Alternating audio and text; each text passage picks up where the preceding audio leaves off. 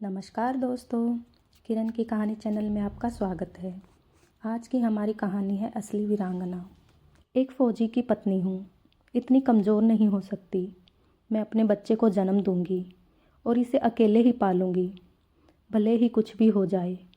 अब मैंने निर्णय ले लिया है। एनडीआरएफ की टीम मुस्तैदी से ड्यूटी पर तैनात थी।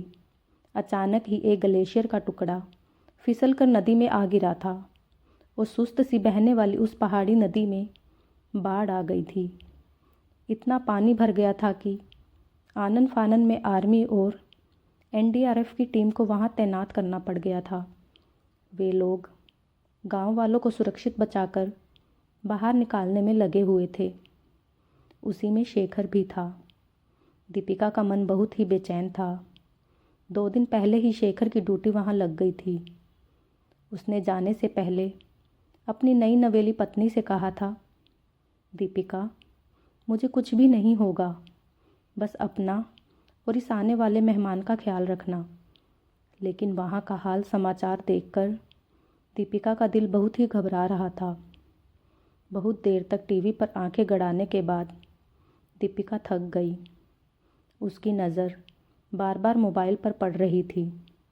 आज वह फ़ोन का इंतज़ार कर रही थी, पर फ़ोन था कि बजने का नाम ही नहीं ले रहा था। निराश होकर, हताशा और थकान से भरकर वह अपने कमरे में आ गई और लाइट ऑफ कर बिस्तर पर लेट गई। बिस्तर पर लेटते ही चलचित्र की तरह पुरानी बातें उसके आंखों के सामने दौड़ने लगी। वह और शेखर कॉलेज के समय से दोस्त थे। धीरे धीरे दोस्ती प्यार में बदल गई। दोनों एक दूसरे के होने के लिए एक दूसरे के साथ वचन ले लिए थे। इधर शेखर ने आर्मी के लिए एप्लीकेशन दिया था, जिसमें उसका सिलेक्शन हो गया था। वह फ़ौज में चला गया। दीपिका मास कम्युनिकेशन में दाखिला लेकर उसमें मास्टर्स कर रही थी। दोनों एक दूसरे से बिल्कुल ही अलग थे, मगर अब भी दोनों के बीच फ़ोन पर बातचीत होती रहती थी। जब दीपिका के लिए उसके पिता लड़का ढूंढने लगे तो दीपिका ने दबी जुबान से शेखर के बारे में बताया। दीपिका के पिता अनिकेत जी एक सामान्य सी नौकरी करते थे। अब उनके रिटायरमेंट का भी समय आ रहा था। घर में दीपिका के अलावा उसके एक भाई और बहन भी थे, जिनकी जिम्मेदारी भी उन पर थी।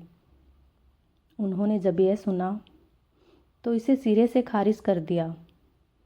दीपिका, मुझे इस तरह के फ़ौजी लोग पसंद नहीं आते। आज हैं कल नहीं, ज़िंदगी कैसे गुजरेगी तुम्हारी। पर पापा, दीपिका ने अपने पिता को समझाने की नाकाम कोशिश की, पर वह अपने पिता की दलील के आगे चुप हो गई। दीपिका, तुम समझने की कोशिश करो।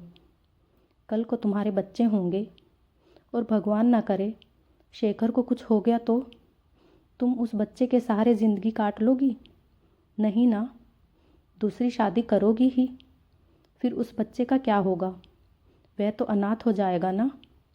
एक कलंक जो तुम्हारे नाम हमेशा लिखा रहेगा। कौन उसे एक्सेप्ट करेगा? आज मैं हूँ, तुम्हारी माँ है, कल को मैं और तुम्हारी माँ नहीं रहेंगे, और फिर?